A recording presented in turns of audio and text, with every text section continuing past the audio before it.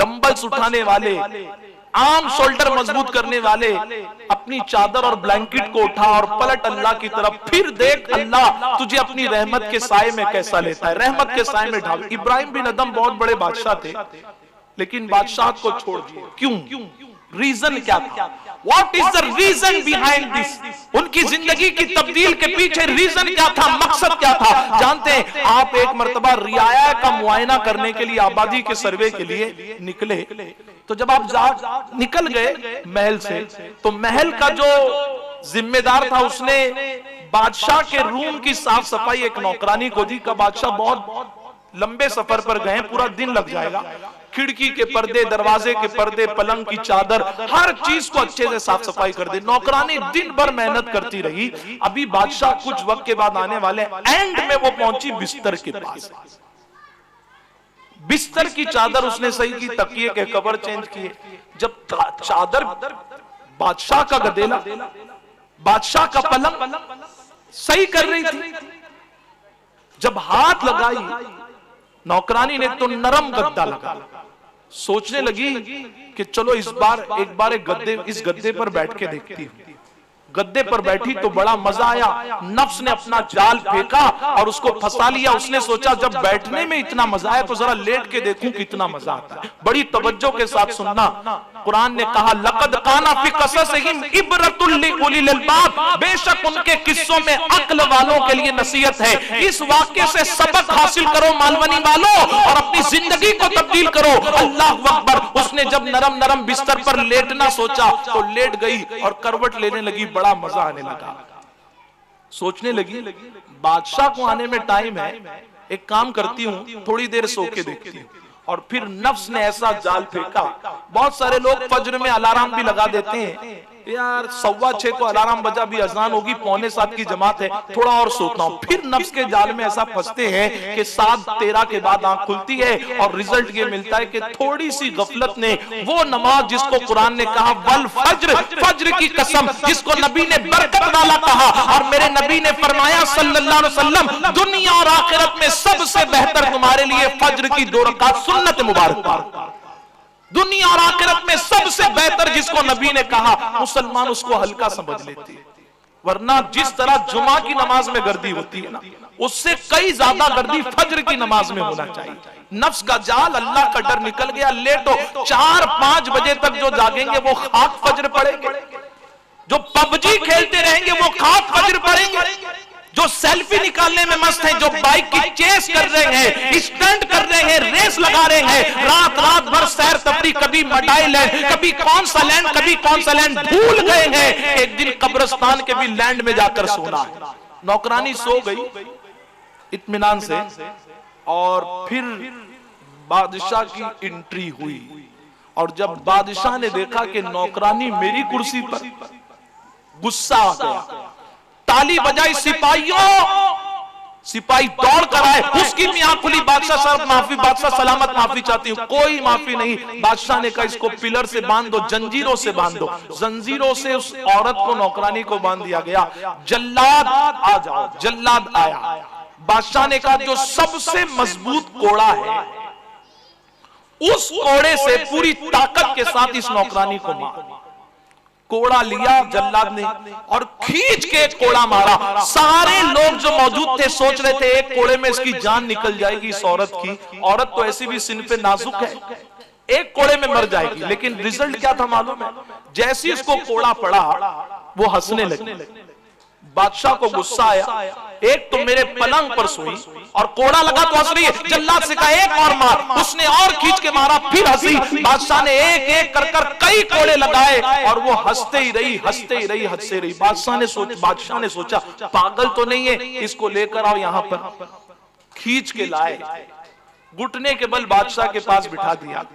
बादशाह ने कहा पागल औरत, तेरा स्क्रू ढीला है, ज़हनी तौर पर कमजोर है, पागल तो नहीं हो गई। जल्लाद नौजवानों को कोड़े मारता है तो नौजवान घुटने टेक देता है, माफी मांगता, और तू हंस रही है। अब उस औरत के जुमले सुनो मालवनी वालों, और बिलखुसूस हमारी कौम के नौजवान सुने, हमारी कौम के वो लोग सुने जिनकी फज्र में आंख नहीं खुलती और दिलों से खुदा का खौफ निकल गया। उस औरत ने कहा बादशाह मुझे हंसी तुझ पर आ रही है, तुझ पर हंस रही हूं मैं। बादशाह ने कहा मैंने क्या किया?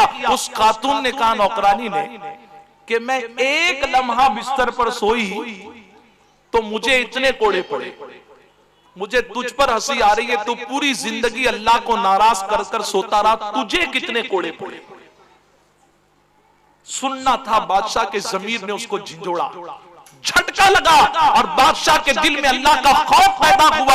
अल्लाह के खौफ की बरकत ऐसी हुई कि बादशाह ने तब को तात को छोड़ दिया। आधी रात में घर से बाहर निकल गए, आबादी से बाहर जाकर बस अल्लाह अल्लाह करने लगे, तौबा करने लगे। मौला तुझको नाराज किया है, तेरा दर्द दिल में बैठ गया, पूरी जिंदगी नाराज कर कर सोता रहा, मुझे कितने कोड़े पड़ेंगे। रोते रहे और फिर जिंदगी में अल्लाह के खौफ ने ऐसा इनकलाब पैदा किया कि महल को तर्क कर दिया। रियाया परेशान, बादशाह गए तो कहां गए, वजीर परेशान, सिपाही परेशान, ढूंढना शुरू किया। कई दिनों के बाद एक सिपाही की नजर पड़ी कि एक तालाब के पास दाढ़ी लंबी है, फटे हुए कपड़े में एक बुजुर्ग गुदड़ी सिल रहे। सिपाही ने कहा ये लंबी दाढ़ी वाले हमारे बादशाह साहब है, चलो इनके पास। दौड़ के गए, सबने कहा सलाम हुजूर, उठिए यहां से, ये क्या फटे हुए कपड़े, ये दाढ़ी को बढ़ा लिया, चलिए ये फटा हुआ कपड़ा उतारे, शागिर्द तक और बेहतरीन लिबास आपका इंतजाम कर रहा है। बादशाह ने कहा नहीं, माफी, अब वो जिंदगी नहीं, अब ये ताड़ वाली जिंदगी अच्छी। कहा ताड़ पर बैठकर क्या मिलता है? कहा अच्छा, क्या मिलता है जानना चाहते हो? जब बंदे के दिल में खुदा का खौफ पैदा होता है, बुराई के रास्ते को छोड़कर सीधी राह पर आता है, अल्लाह की तरफ रुजू करता है, तो फिर अल्लाह उसको क्या मकाम मर्तबे अता फरमाता है। गुदड़ी सिल रहे थे, सुई ली और सामने नदी में फेंक दी। सिपाहियों से कहा मैं तुम्हारे साथ चलने के लिए तैयार हूं, मेरी सुई लाओ। बड़े गोताखोर को बुलाया गया, गोताखोर ने कई डुबकी लगाई, कहा हुजूर मोती तो ला सकता हूं लेकिन सुई नहीं ला सकता। कहा इतना छोटा काम नहीं कर सकते? कहा ये छोटा काम है। कहा मेरे लिए तो छोटा काम है, क्या आप ला सकते हैं? कहा मुझे लाने की जरूरत नहीं, अरे जब तक नाफरमानी कर रहा था, तख्त पर बैठा था तो तुम्हारे ऊपर हुकूमत थी, लेकिन जब इस गुदड़ी पर बैठकर, ताज पर बैठकर अल्लाह का खौफ रखकर अल्लाह को राजी किया है, तो अल्लाह ने क्या हुकूमत अता फरमाई। देखना चाहते हो? आवाजी मछलियों मेरी सुई लाओ। नदी में जितनी मछलियां थी सब सोने की सुई को लेकर बाहर आए। बादशाह ने कहा सोना छोड़कर, सोने का तो सारा प्रॉब्लम है, सोना की वजह से खुदा को नाराज किया है, सोना नहीं, मुझे मेरी वाली सुई चाहिए। उस नदी की जो सबसे बड़ी मछली थी वो उस बुजुर्ग की सुई को लेकर बाहर आती। बुजुर्ग ने कहा जब नाफरमानी खुदा के होते हैं तो बज़ाहिर जमीन पर हुकूमत होती है, लेकिन जब बंदा अल्लाह से डरकर उसका फरमाबरदार बनता है तो अल्लाह जमीन के ऊपर वालों पर नहीं, जमीन के अंदर वालों पर भी हुकूमत अता फरमाता है। ये अल्लाह के खौफ की बरकतें हैं। अब एक आखिरी बात बता दूं, डरने का मतलब ये नहीं अरे मां अल्लाह क्या, डरने का मतलब ये है कि अम्मी से पूछो, बहन से पूछो, बीवी से पूछो, बेटी से, भाजी काटते हैं सुरी से तो बहुत अलर्ट होकर। बुजुर्गों ने ये मिसाल दी कि काटते काटते कहीं मेरी उंगली ना कट जाए, तो बस कोई ऐसा काम है अल्लाह कहीं इस काम से तू नाराज ना हो जाए। झूठ बोलने की अपनी जबान को ताकत ना दे कि झूठ बोलने से अल्लाह तू नाराज ना हो जाए। हलाल चीज की जगह हराम सामने आ गई, अल्लाह नहीं खाऊंगा तू नाराज ना हो जाए। हर चीज में उसका डर जब बैठ जाएगा, और डर बिठाने का सबसे अच्छा तरीका ये है कि एक बात ज़हनो फिक्र में बैठ जाए, इन्नल्लाह काना अलैकुम रकीबा। जिनकी शादी हुई रजिस्टर पर जिन्होंने साइन किया है ना, मैरिज सर्टिफिकेट, सूरह निसा की पहली आयत का आखिरी हिस्सा है, बेशक अल्लाह तुमको हमेशा देख रहा है। अम्मी अब्बा को नहीं मालूम तुम बाहर क्या गुल खिला रहे हो। सेठ तुम पर पूरी दुकान छोड़कर चले गया, डब्बे में हाथ मत डालना, क्योंकि सेठ नहीं देख रहा है, सेठ का भी जो मालिक है वो अल्लाह तो देख रहा है ना। और ये फिक्र बैठेगी। और जानते हमारे बुजुर्गों ने किसी को जन्नती होने का भी सर्टिफिकेट दिया है ना, तो खुदा के खौफ की बुनियाद पर। इश्के रसूल की अजमत अपनी जगह, बगैर इश्के रसूल के कोई कामयाब नहीं हो सकता। जानते हो बहुत बड़े बादशाह गुजरे जिनका नाम है हारून रशीद। ये एक दिन महल में आराम कर रहे थे, लाइट गुल हो गई रात में, आज आप लाइट गुल होती है तो कंपनी वाले को फोन करते हैं, फ्लैश लाइट चालू करते हैं, मोमबत्ती जलाते हैं, चिराग रोशन। आज से 700-800 साल पहले कोई इलेक्ट्रिसिटी वजूद में नहीं, अचानक लाइट चले गई, बादशाह के दिल में डर पैदा हुआ, ताली बजाई, सारे सिपाही और उन्होंने चिराग रोशन कर दी। हवा आई, चिराग बुझ गए थे, ताली बजाई, सिपाही आए और चिराग जला दिया। लेकिन जितनी देर अंधेरा था ना, उस अंधेरे में उस बादशाह के दिल में अल्लाह का खौफ पैदा कर दिया। यहां ताली बजाया, महल के अंदर तो घर रोशन हो गया, महल का कमरा रोशन हो गया। कब्र में कोई ताली वाली काम नहीं आने वाली, कोई मोबाइल की फ्लैश लाइट नहीं होगी, कब्र का अंधेरा कैसा दूर होगा। सिपाही तो चले गए लेकिन बादशाह सलामत रात भर हारून रशीद करवट बदलते रहे। कब्र में क्या होगा? क्या कब्र भी जन्नत का बाग बनेगी? सोचा सुबह नमाज पढ़कर पीर साहब से पूछूंगा। फज्र की नमाज पढ़ी, पीर साहब के पास गए, हुजूर क्या मैं जन्नती हूं? आज तो अहले सुन्नत के मामलात ये हो गए कि दिल के फपोले जल उठे सीने के दाग से, इस घर को आग लग गई घर के चिराग से। पीर भी माज़अल्लाह बनाम पीर ऐसे ऐसे आ गए, नौजवानों को चिलम पिलाकर। एक नौजवान ने तो मुझसे कहा, हजरत मैं एक बच्चे को सुधार रहा था तो उसने बताया कि जब हम लोग को नशा कराया जाता है तो पहले या गरीब नवाज या गौस का नाम लेकर। शर्म से डूब मरेगी कौन?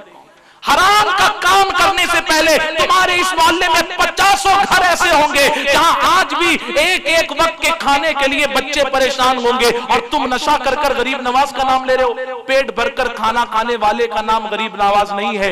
72 पैबंद लगे हुए कपड़े पहनकर दूसरों के पेट को भरने वाले का नाम गरीब नवाज। और हम लोग ऐसा काम कर रहे हैं, ये काम कर रहे हैं। मुसलमानों, हमें अपने दिल में अल्लाह का खौफ पैदा करना होगा, अल्लाह का खौफ। अल्लाह ताला हम सबको कहने सुनने से ज्यादा अमल खैर की तौफीक अता फरमाए। जिनका हम बड़ी अकीदतों से इंतजार कर रहे थे, वो अजीम शख्सियत उस्ताद गिरामी वकार मौलाना मोहम्मद सादिक रज़वी साहब रुकने शूरा तशरीफ ला चुके हैं। नारे तकबीर, नारे